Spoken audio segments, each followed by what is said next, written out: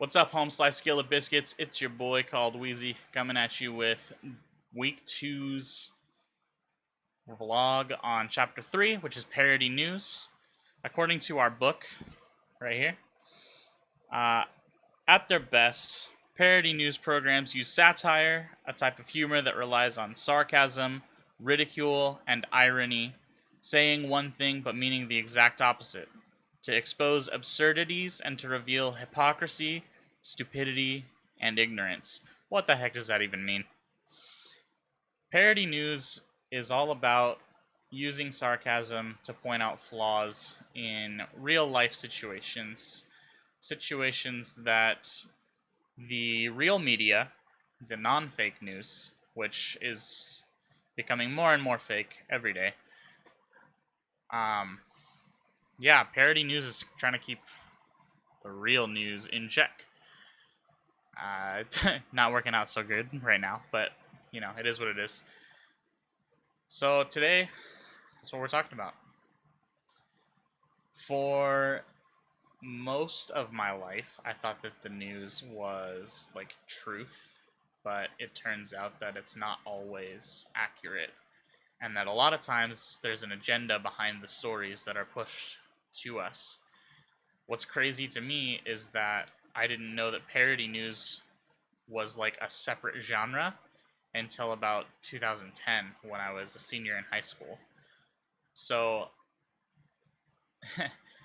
we're supposed to look at the three, like the hip test, right?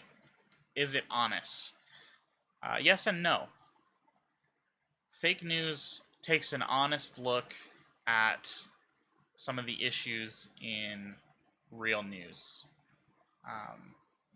By using parody. So it's not literally truth because these headlines aren't actually real truth.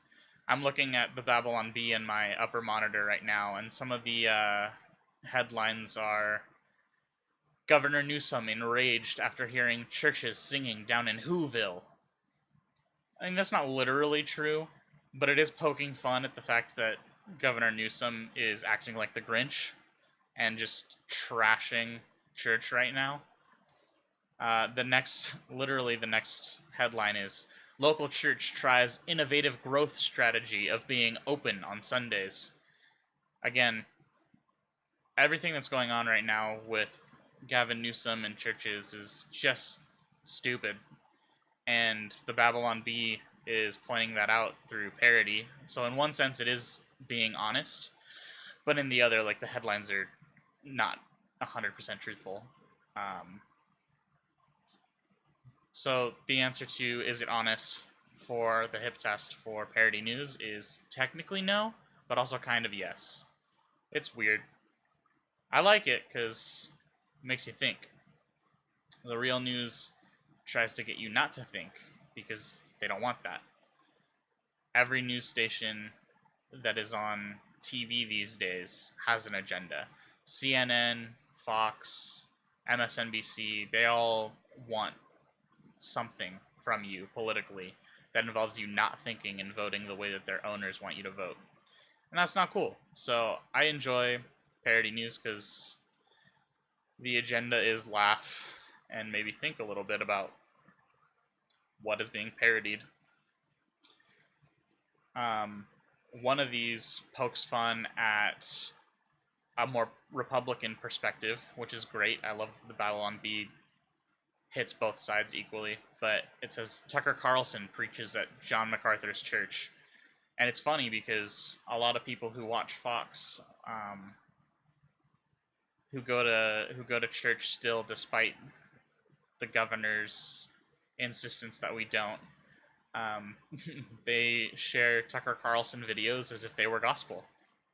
I have done this, and so it's funny because it's poking fun at like people for thinking of Tucker Carlson as some sort of spiritual leader when he's just a political commentator. It's classic comedy. I'm really enjoying the Babylon Bee these days.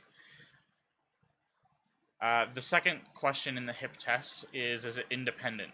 And a lot of parody news is sort of independent. Lots of it that you see on TV is not, because those shows are owned and operated by your CNNs, your MSNBCs. Comedy Central even has an agenda. A lot of the ones on TV are very left wing, liberal, um, right now very anti Trump. And I don't care whether you like Trump or don't like Trump. That's not what today is about. Just the point is, a lot of the TV specifically, um, parody news stations are like clearly not independent. Um, they're not free from bias. What's great about, again, the Babylon Bee is my favorite right now, and what's great about it is like it's making fun of everybody. It makes fun of Republicans, conservatives, liberals, Democrats. Like the Babylon Bee don't care, and for that I applaud the Babylon Bee. Um, I believe it's owned by Christians. It may not be. It may just be poking fun at Christians because we're a great audience. But to me, it seems more independent. Clearly, still not 100% independent, but more independent than a lot of what we're seeing on TV. The Onion was another pretty independent one back in 2011, but it did not last super long. It still puts out content, but it doesn't put out TV content anymore. Neither does the Babylon Bee. The Babylon Bee has always just been articles. Still hilarious. Still parody news, just not fit for our presentations on Monday. The last part of the hip test is it productive? And I believe that for the most part, parody news, fake news, especially when it's like intentionally fake news, not the like CNN real news that they shift the story to twist it and give you a different perspective that lines up with their political views, but like true comedy fake news, parody news. I think it's productive in that it makes you think. A lot of it is ridiculous, and you have to kind of take into account like what is this saying about the actual real situation, right? One of these Babylon Bee articles.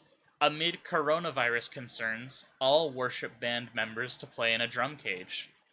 It's like clearly it's fiction, but it makes you think, would that be a good idea, and would they let us play in person if we were all in drum cages? Also, is it just ridiculous that a disease that's got a 99.9994% survival rate keeping us from going to church? Is that not ridiculous? I think it's ridiculous. And a lot of the parody news today is about coronavirus, one way or another. Some of the parody news stations are making fun of anyone who does not submit to everything that the government is telling you to do, because they are owned and operated by the government. And some of the parody news stations are telling you that COVID's not a big deal. Government's just trying to take way more power than they should have. And I lean more towards government staying the heck out of our lives, because that's just a general desire. Is I don't want to be told what to do by some random old white dude or black woman. I don't know. It's like, who cares what somebody over in Washington, D.C. thinks about my life here in San Diego, California? Really shouldn't affect me. Even the people in California, they're all the way up in Sacramento. And Sacramento's kind of a dump, to be honest.